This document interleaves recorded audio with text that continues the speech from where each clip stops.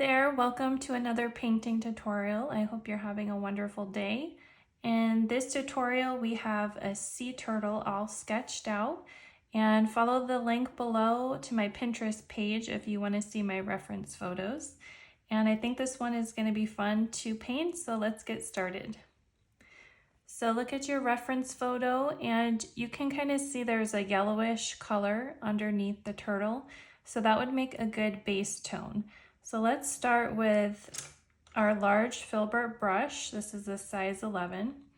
Let's get a little bit of water on the brush and then mix a yellow. I want to take a cool lemon yellow with a little bit of our warmer yellow ochre. Mix those together to get kind of a mid shade of yellow, and then use a lot of water so that you can put a nice glaze over this. And keeping with our sketch. I like the way this sketch turned out. It's a little more of a loose sketch than what I usually do. So I think that gave it a nice effect. I just kind of sketched a little more intuitively. And then put a little bit of yellow on the back fin. And make sure you're using a lot of water. Paint over the face. This is a pretty large brush, so it's hard to be super precise. But if you want to paint a little bit of a looser style, then you want to use larger brushes. Okay, so we'll just quickly get these colors in. So this paper that I'm using, it's actually construction paper, which I don't recommend. It makes painting a little bit more difficult. And you can see kind of some of those, what would you call it? It makes the paint appear as if it's being dry brushed on, just because it's so absorbent. Okay, so that's pretty good for a base layer. And now let's switch over to a different size brush. We want to get a little bit smaller, but still fairly large. For that, we can grab the size 7 Filbert. And then let's look and see if we have any darker tones or shadows in the turtle. This reference photo is pretty evenly lit, so you really don't see a lot of them. So what I tend to do, and let's take this burnt umber as our shadow color because it's a nice warm brown. So if it's hard to see shadows, try to squint. If I squint, I do see that there are some kind of appearing around the leg here, the back fin, and then around the neck you have some shadow. So just think about the three-dimensional shapes that make up the turtle. So the neck is a cylinder. So try to make that, use your shadows to make a cylindrical shape. And then it's darker under that top fin. And you can put, if you're unsure of where the shadows are, just put them along the edges of things. That's usually where they fall, and it looks nice there along the edge. Okay, underneath his mouth, he's in quite a bit of shadow because that beak is three-dimensional. Then again with the head, it's more of a rectangle shape, a three-dimensional rectangle shape. And put some colors to kind of define your sketch so you don't lose the sketch.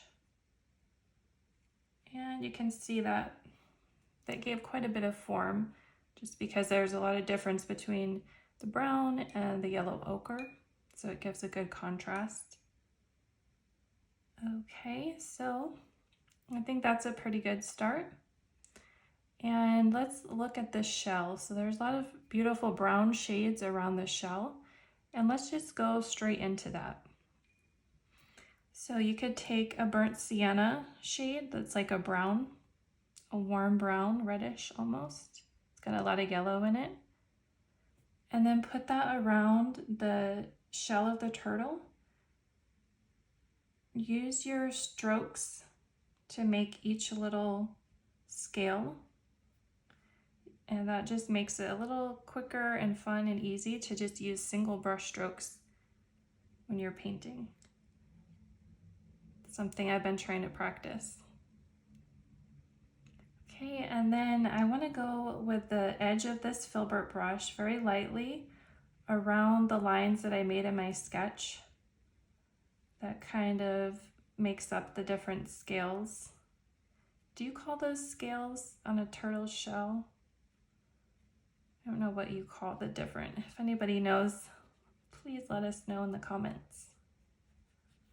Okay, and then again, I'm going to go, there's just a little bit of paint on the brush, but I'm going to go around those lines, just around the edges to give it a little bit more of a three-dimensional look. You can see how that makes those look a little more 3D. Okay, so then I'm going to so this is a good example of where I can teach you a little bit of atmospheric perspective, how to make things in the photo, how to make things in your painting recede, and how to make things in your painting come forward. So this fin is in the background. So in order to make it recede, we can use a very cool shade. So use cooler shades for things that you want to recede in the background, and use warmer colors for things that you want to come forward. So we can put these little dots, these little marks. Actually, let's switch brushes. Rinse that one off really quick. So let's switch brushes because let's take the size 2 Filbert. And the reason is just to make it easier, we can put those spots or those little marks with the brush that's gonna match that shape.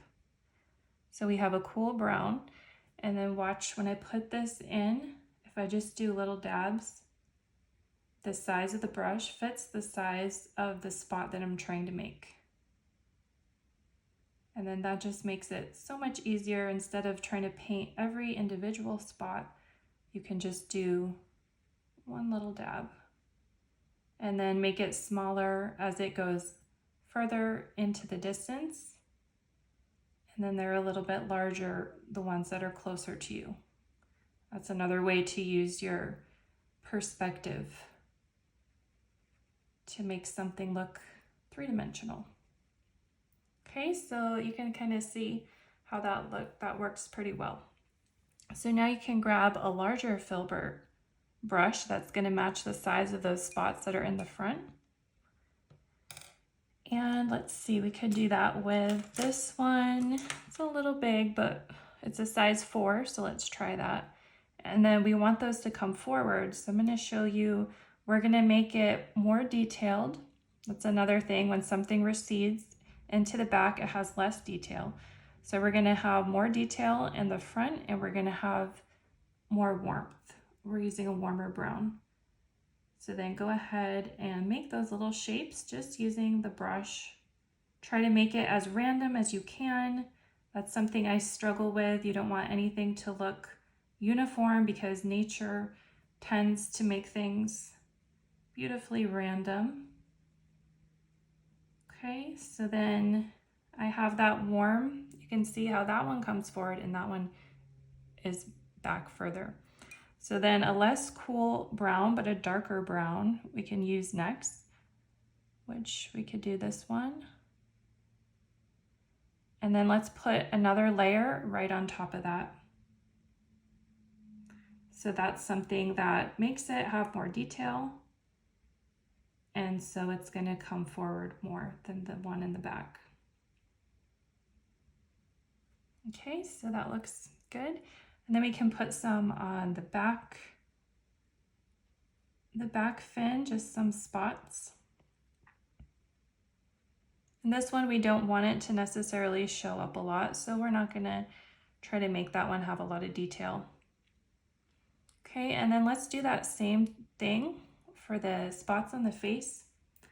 So very carefully on the head, we have a spot here and a spot here. Some of these, look at the shapes. Some of them are like pentagon shapes. Some of them are hexagons. Some of them are more rectangular.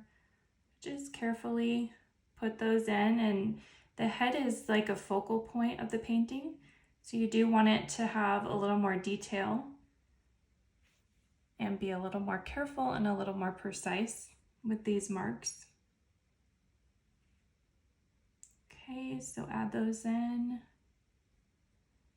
And then the bottom of the mouth, there's a little bit of definition around the mouth, so you can just kind of hint at that.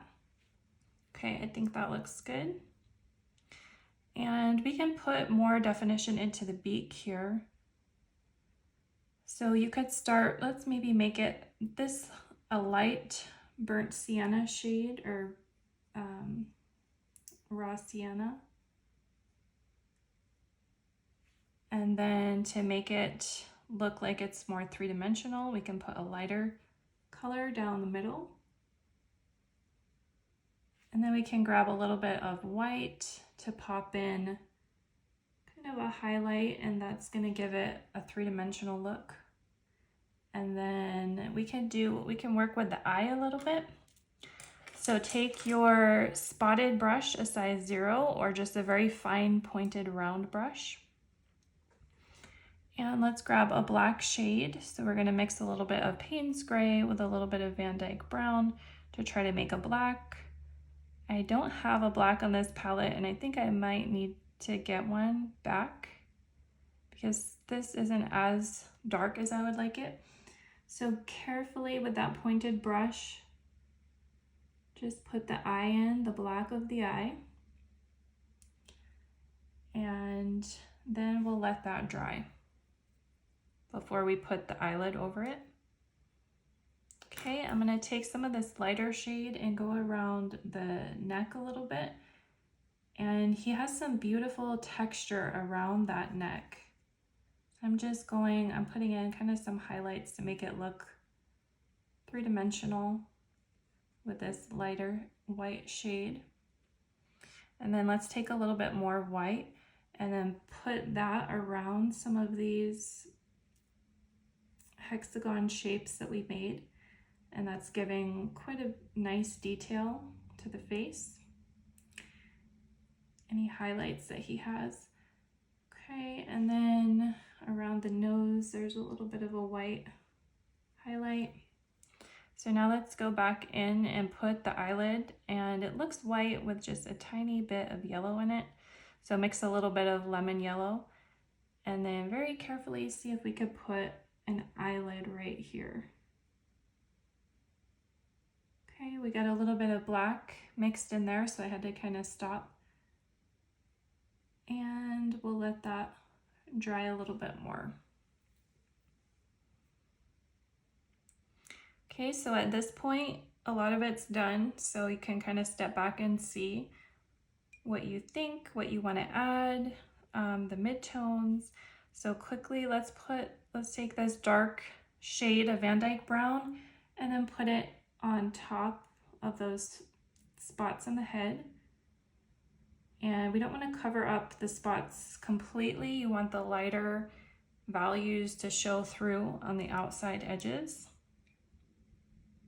Okay, and now let's play with the main spots. And I want to do on the main spots in the shell. Grab your large Filbert. This one's a size 11. This is where you can have a lot of fun. Let's use this darker Van Dyke Brown. And just kind of go like this. Press and then lift the brush in that shape. They're making, it's like a fan shape that these individual shells are making, or scales you might call them.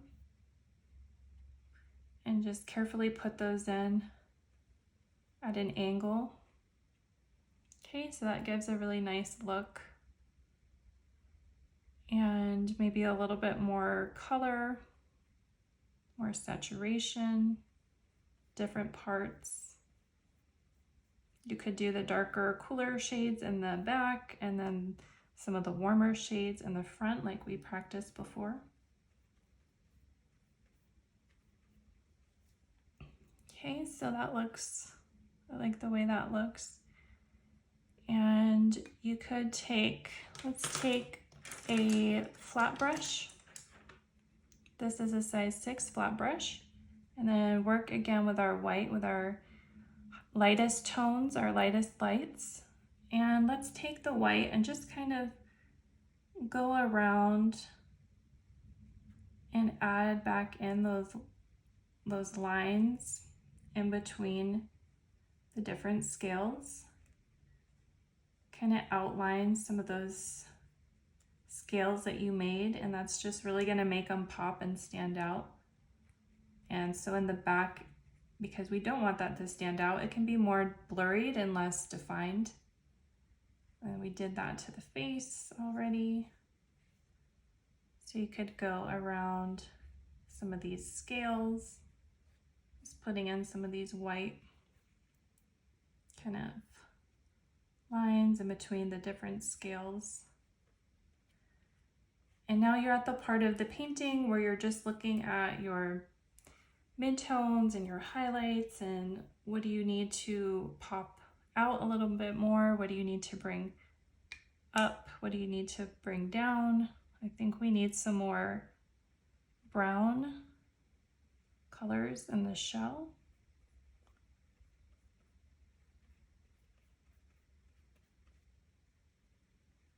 Okay, and all right, so I think that I definitely need some more definition. To do that, you can use your spotter or round brush. And then how can we do this? Let's add a little bit of a white with a lemon yellow. And let's put that around the eye. Let's put a little highlight in there and then put some of this around that eye. And I just want to kind of give it a little bit more detail, make it look a little more lifelike. Let's take some of this dark brown, the Van Dyke brown, and see if we can kind of define the lid, and that'll give it more detail and make it look a little more realistic and give it some character. Okay, do you see how that kind of made it look a little bit more realistic? That's what I'm trying to say. Okay, let's put a little bit darker value here. So at this point, I would just play with my values, like along the face. If that's my most detailed area, what could I do to make it stand out in certain spots? Okay, and maybe to the neck, you could put some lines, some darker lines along the neck to kind of show that it has wrinkles there.